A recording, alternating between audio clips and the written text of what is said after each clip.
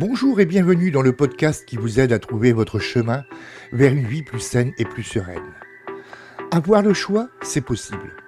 Comment ne plus subir sa vie et devenir véritable maître de sa propre destinée? C'est ce que nous allons explorer aujourd'hui ensemble dans ce tout nouvel épisode. Je m'appelle Emmanuel, je suis sophrologue, coach en bien-être et nutrition et concepteur de programmes de méditation thématique.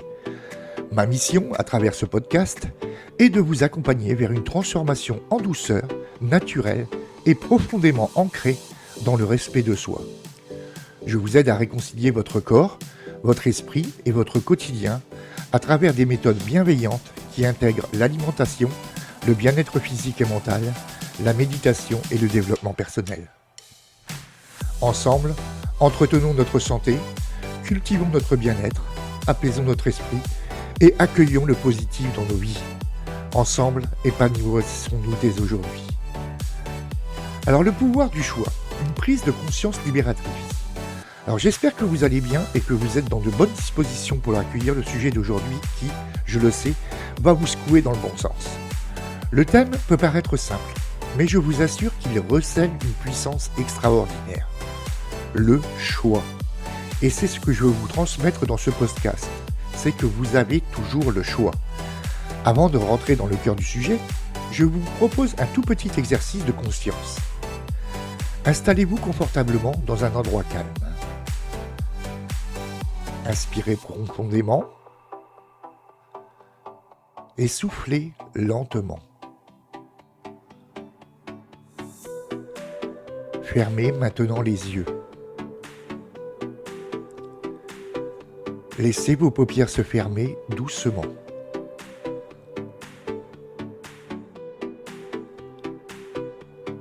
Relâchez les muscles de votre visage, vos tempes, vos mâchoires.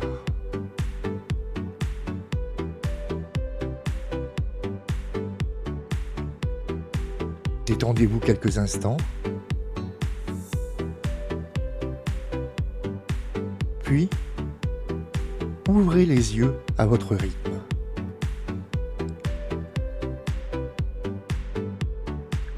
Alors, petite démonstration. Qui vous a fait fermer les yeux? Eh bien, c'est vous. Ce choix-là, c'est le vôtre. Personne ne vous a obligé à le faire. Ce sont vos pensées, votre volonté, votre décision. Et cette liberté de choisir, vous l'avez dans tous les domaines de votre vie, même si vous ne la voyez pas encore. Alors, conscient ou inconscient, nous choisissons à chaque instant. Chaque jour, à chaque instant, nous faisons des choix. Certains sont conscients, choisir une tenue, prendre un café ou un thé, répondre à un message ou non. Et d'autres sont inconscients. Suivre un emploi du temps, payer vos impôts, emmener vos enfants à l'école, ressentir certaines émotions. Ces choix sont influencés par nos croyances, notre éducation, notre histoire personnelle et surtout la boîte dans laquelle nous avons grandi. Cette boîte, ce sont les limites qu'on nous a transmises entre 0 et 7 ans. C'est là que se construit notre système de référence, ce qui est bien ou mal, possible ou interdit. Et depuis, sans nous en rendre compte, je vais y arriver, nous faisons des choix à l'intérieur de cette boîte. On pense ne pas avoir le choix, mais en réalité, on répète les mêmes décisions, les mêmes émotions et les mêmes automatismes. Alors, reprendre la responsabilité, et bien pour ça, il faut sortir de la boîte. La PNL, la programmation neuro-linguistique, est un outil formidable pour comprendre que l'on a toujours le choix, même face à ce qui nous semble imposé. Mon rôle, c'est justement de vous accompagner pour vous reconnecter à ce pouvoir intérieur. Vous pourriez me dire, oui, mais Emmanuel, je n'ai pas le choix de payer mes impôts. En réalité, vous avez choisi de respecter la loi, de vivre dans la légalité, d'éviter les ennuis. Certains font le choix contraire, avec les conséquences que cela implique, mais c'est un choix. Autre exemple, je n'ai pas le choix de garder ce travail, j'ai une famille à nourrir. Là encore, vous choisissez la stabilité, la sécurité, par amour et responsabilité pour vos enfants, et c'est un choix noble. Mais ce que je veux souligner, c'est que ce n'est pas une obligation imposée, c'est une décision que vous prenez parce qu'elle est en accord avec vos valeurs. Vous êtes libre, Et parfois, cette liberté demande de faire des choix difficiles, de faire des sacrifices ou de changer de regard. Et si la douleur était aussi un choix ? Je sais que ce que je vais vous dire maintenant peut sembler contre-intuitif, voire dérangeant, mais il faut l'entendre. Nos douleurs physiques et émotionnelles sont aussi en partie le fruit de nos choix. Je vis moi-même avec une polyarthrite, une maladie inflammatoire chronique des articulations, et certains jours je souffre intensément. Et pourtant, il m'est arrivé, en recevant une bonne nouvelle, de ne plus sentir cette douleur, d'oublier sa présence pendant quelques instants. Pourquoi ? Eh bien parce que mon attention était ailleurs. Notre focus détermine ce que l'on ressent. Ce sur quoi nous dirigeons notre énergie devient notre réalité. Je ne dis pas que cela soigne tout, bien évidemment, mais cela ouvre une porte immense vers l'autonomie intérieure. Alors les émotions aussi sont un choix. On peut choisir de rester dans la tristesse ou de cultiver la joie, de se sentir impuissant ou de se sentir motivé. Les émotions ne sont pas des fatalités, ce sont des signaux que l'on peut accueillir mais aussi orienter. J'en parle plus longuement dans un autre épisode sur l'intelligence émotionnelle, mais ce qu'il faut retenir ici, c'est que vous avez le pouvoir d'agir sur ce que vous ressentez. Passer de « il faut » à « je choisis de ». Les phrases comme « il faut que »,« je dois »,« oui mais » sont autant de manières de nous déresponsabiliser. Elles nous placent du côté de l'effet et non de la cause. Elles nous enferment dans la boîte. Au lieu de « je dois aller travailler », dites « je choisis d'aller travailler pour subvenir aux besoins de ma famille ». Ce simple changement de formulation peut transformer totalement votre posture intérieure. Cela vous redonne votre pouvoir. Posez-vous cette question.